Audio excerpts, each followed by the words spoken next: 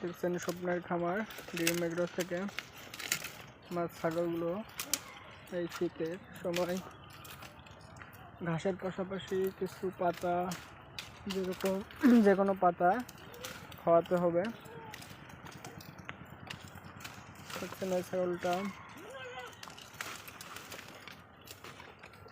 এটা আমার খামারের সব থেকে বড় দাঁড়ি এবং একটা প্রেগনেন্ট আছে। আর এখানে আমার আছে 4টা খাসি।